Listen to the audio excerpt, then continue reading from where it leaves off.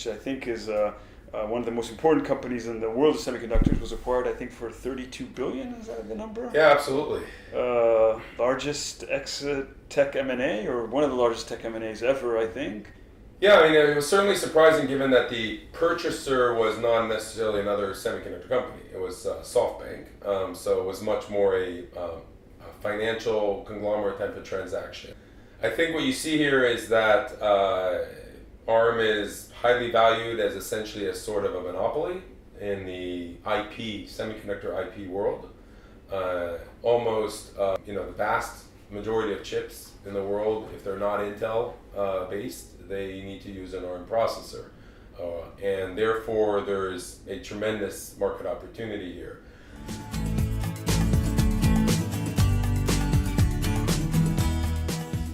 So a $32 billion exit in semiconductor, consolidation in semiconductors, overall we see these big deals happening in the past couple of years. For us as a VC, very little startups, right? We don't see semiconductor startups anymore. The biggest challenge today is that in order to build a startup semiconductor company and to get to a level of a chip for production to get to revenues is still around $20 to $30 million. And the potential exit on chip companies from a multiple perspective, if you compare it to a software company where to get to revenues, you can invest a fraction of that. And the multiples that you get on exits of software companies and internet companies are much bigger than chip companies. You have a situation where for the vast majority of venture capitalist firms, they've kind of went into much more the non-hardware area.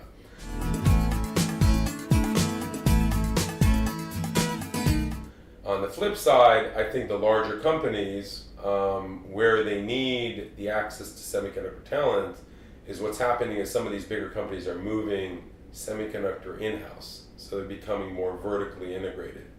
So some of this talent that used to be at startups are now working, you can argue, at the coolest companies in the world now, which are face out, are much more software, much more media, but they actually are doing hardware and chips as well. Absolutely, absolutely.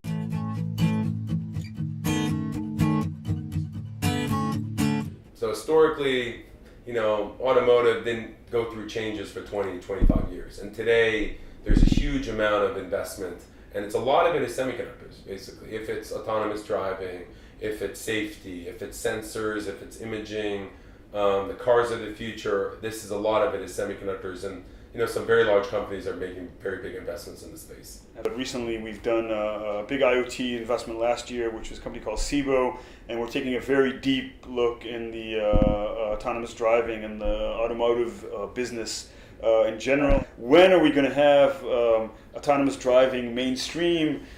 I think that you can have prototypes out there, but I don't think that the ecosystem is there yet for autonomous driving to really be on the road.